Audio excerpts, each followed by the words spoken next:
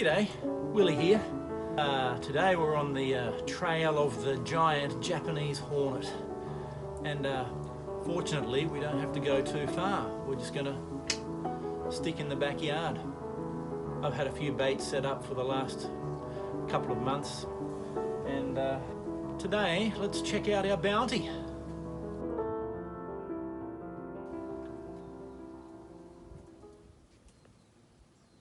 Looks like there's something in there.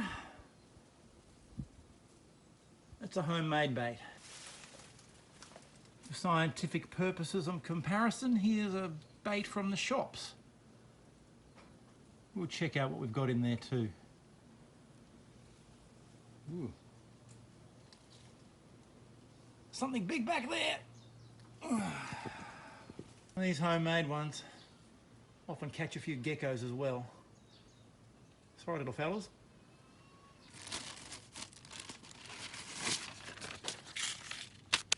Got a couple in here. You got secateurs and cut this thing open. Stinks a bit.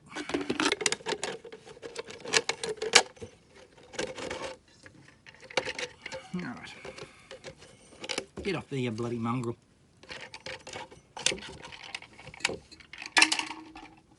Woo. See what we've got.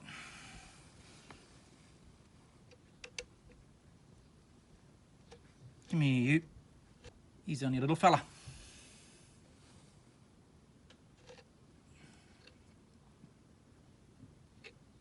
Holy mackerel. There's a big one. Got a bit of gecko stuck on him, so I'll find another one a bit better. Bloody disgusting.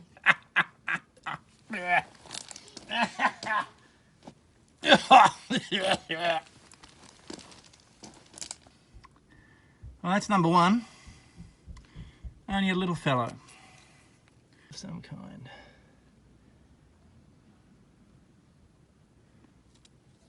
The two common ones around here are the Osuzumabachi, the giant Japanese hornet, and the Kiro Suzumabachi, the yellow Japanese hornet, which is more aggressive than the larger one.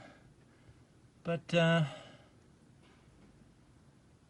have a yellower tail, a yellower abdomen.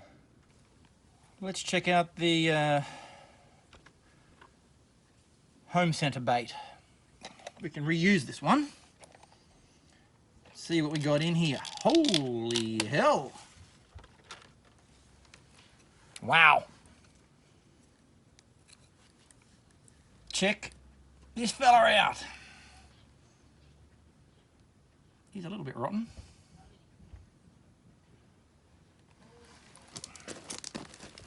Feast your eyes on that one. Wow.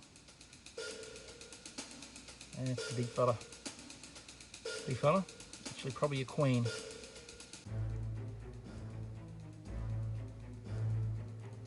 The jaws on that.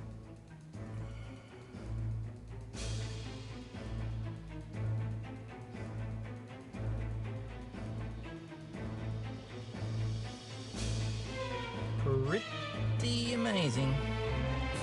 Yep, good 5 centimeters there. Wow.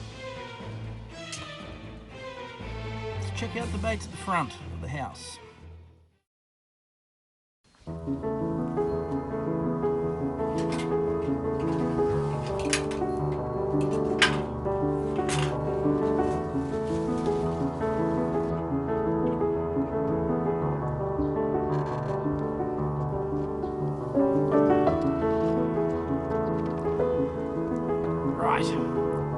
Here's the bait from out the front. Let's check this one out.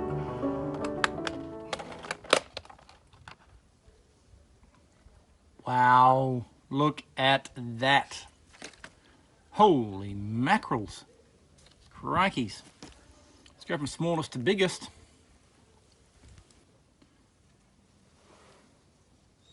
One.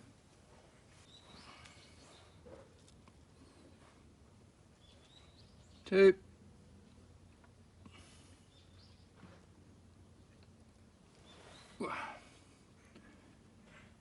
Three. Crikey. What about number 4?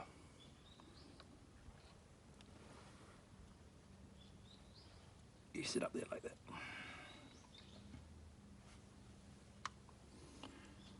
Whoo! Wow.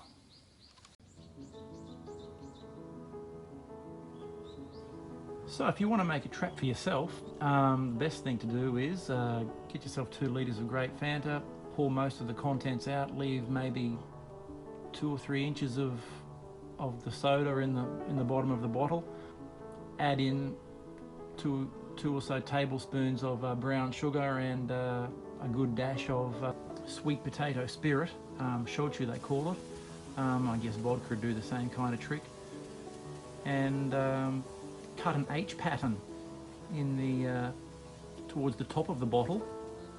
Push one flap in, push the lower flap in, push the higher flap out. The lower flap pushed in or hinder the Hornet getting out if it tries to get out once it's in. The upper flap pointing out will reduce rainfall getting inside and diluting your mixture. Add in, I don't know, a dozen or so grapes to all ferment together with the booze and the soda. Maybe a couple of geckos will fall in as well and really juice the thing up. And don't forget to hang your trap up in a kind of a bushy, leafy area about 2 meters, 2.5 meters off the ground, and see what happens.